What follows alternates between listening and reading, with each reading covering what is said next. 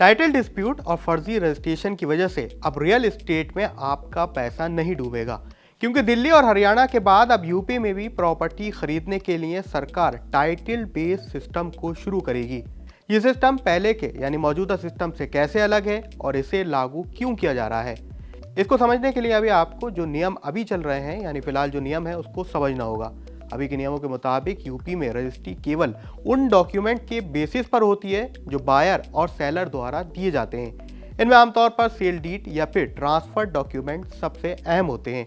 लेकिन अब transfer document register करने से पहले ट्रांसफर करने वाले का टाइटल साबित करने वाले डॉक्यूमेंट्स दिखाना होंगे, यानी कि जो प्रॉपर्टी बेच रहा है उसका टाइटल डॉक्यूमेंट आपको दिखाना होगा। लेकिन अब टाइटल बेस्ड सिस्टम की वजह से रजिस्ट्री से पहले सरकार ये सिक्योर करेगी कि जो पर्सन प्रॉपर्टी बेच रहा है यानी कि सेलर वास्तव में क्या उसका मालिक भी है। इसके लिए रेवेन्यू डिपार्टमेंट, म्युनिसिपल बॉडीज और रजिस्ट्री डिपार्टमेंट के रिकॉर्ड आपस में लिंक किए जाएंगे, जिसकी वजह से सब रजिस्ट्रार सीधे ऑनलाइन रिकॉर्ड में देख सकेगा कि ये जमीन या संपत्ति का असली मालिक कौन है। इसकी वजह से न केवल सेल रजिस्टर्ड होगी बल्कि सेलर के नाम पर क्लियर टाइटल भी दर्ज किया जा सकता है।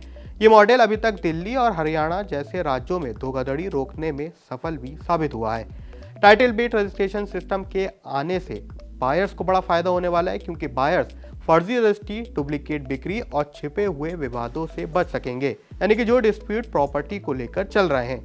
कुल मिलाकर बायर का ड्यू डिलिजेंस भी आसान हो जाएगा, क्योंकि सरकार पहले ही टाइटल की जांच इस प्रोसेस में कर चुकी होगी। ओवरऑल रियल एस्टेट इंडस्ट्री के लिए ये एक बड़ा बदलाव साबित होगा, क्योंकि अभी तक टाइटल डिस्प्यूट यानी मालिकाना हक का झगड़ा इस इंडस्ट्री में सबसे बड़ा है। आंकड़ों में देखें तो भारत में करीब 66% सिविल केस प्रॉपर्टी से जुड़े हुए हैं और कई बार ये विवाद हत्या जैसे अपराधों तक भी पहुंच जाता है। अकेले यूपी में साल 2017 से 2021 के बीच 3000 से ज़्यादा प्रॉपर्टी मर्डर झगड़ों में हुए हैं। लेकिन अगर आप बायर हैं और आप अगर प्रॉपर्टी अभी नहीं भी खरीद रहे हैं तो आप भी आसानी से इसे चेक कर सकते हैं। इसके लिए आप bhuleg.up.nic.in वेबसाइट पर जाकर फ्री में डाउनलोड कर सकते हैं कि ये प्रॉपर्टी आखिर किसकी है और इसका मालिकाना हक किसके पास है।